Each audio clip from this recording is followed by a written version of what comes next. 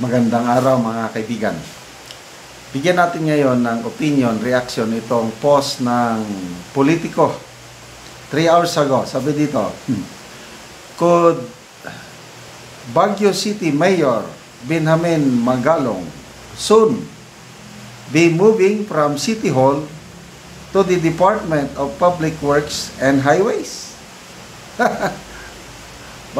Nakakalula yung ganitong balita.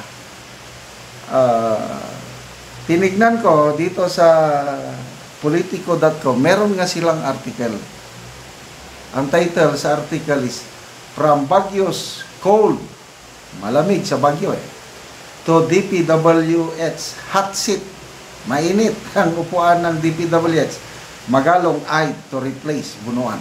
Okay, so kumakailan lang sinasabi si former DPWH Secretary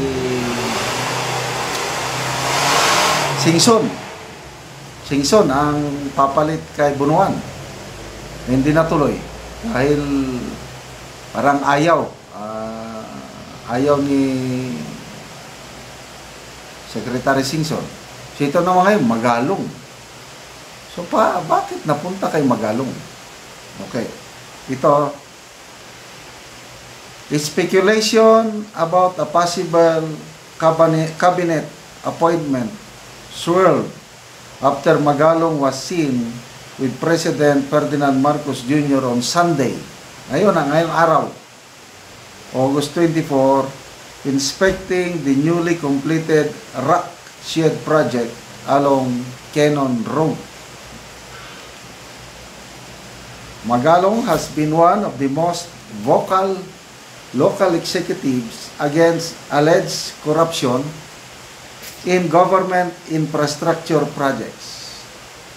He has publicly claimed that only 30 to 35% of project funds actually go to construction, with 20 to 40% allegedly pocketed by politicians and another 10 to 15% lost to complicit government agencies.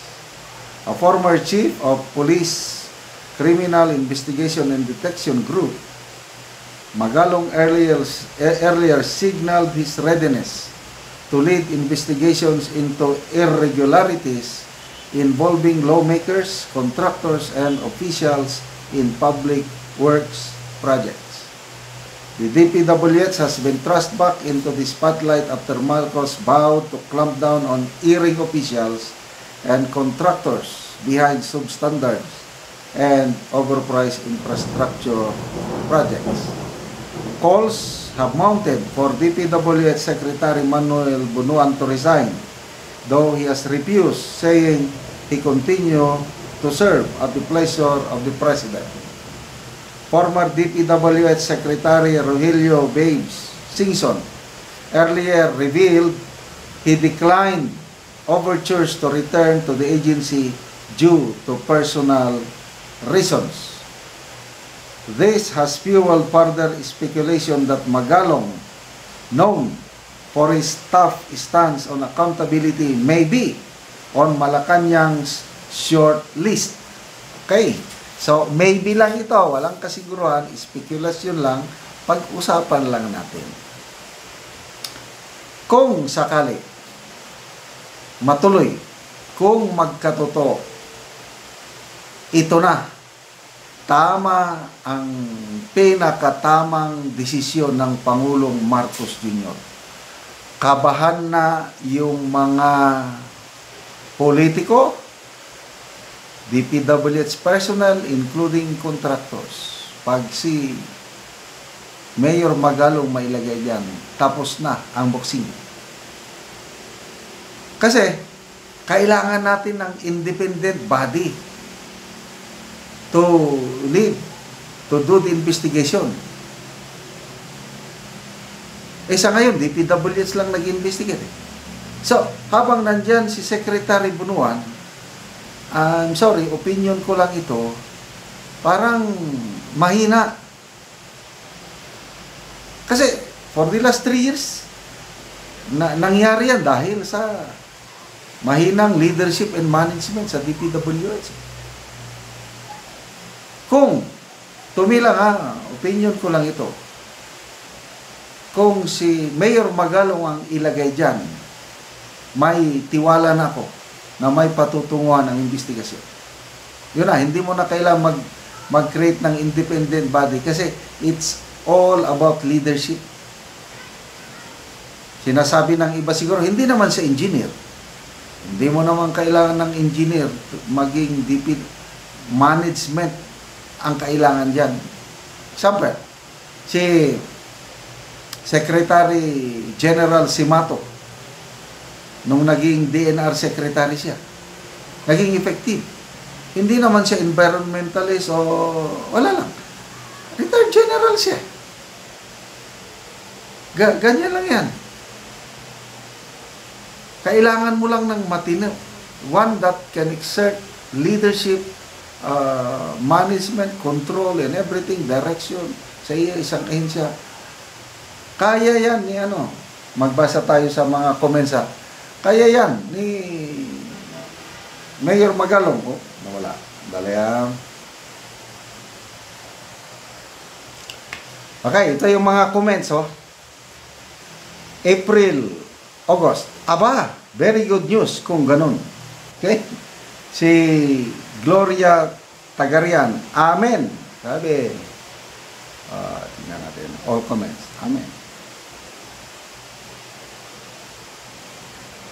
Eds, Lagring, Gate.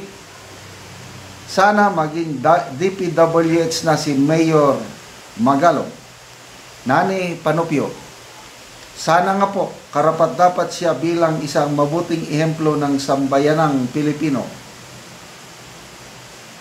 Justin Sunday, tingnan natin galing niya at pagiging matuwid niya pag nasa DPWH siya. Yes, matitistingan. Sa umpisa siguro, mahirapan siya, but depende na yan, diskarte na yan. Of course, magdadala siya ng mga yusik niya na mapagkatiwalaan niya. Yun, pwede, mga yusik niya, yung mga yusik niya, yun, yung mga engineer. Importante, yung mapagkatiwalaan niya.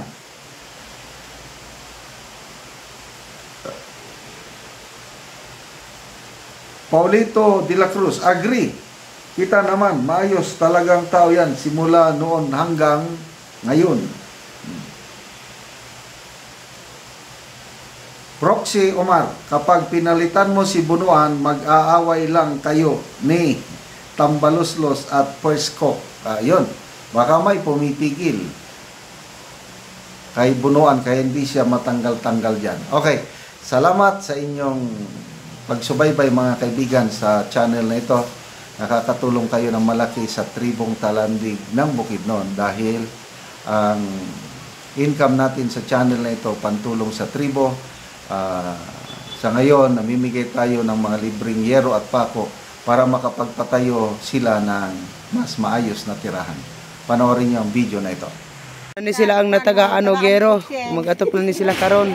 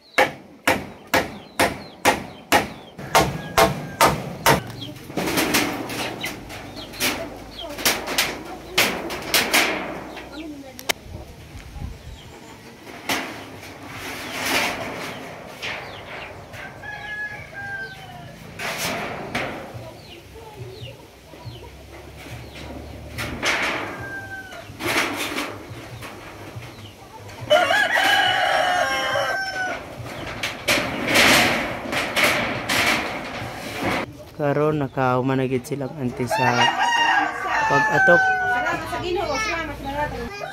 Sa Ginoo nakahatagan mi og sin nga kabalay mi. Dili yan Oo. salamat sa nakahatag sa akin. Oo. Pila na rin ante mong edad ante? Kuan adman 51. 51. Pila rin ante mong anak?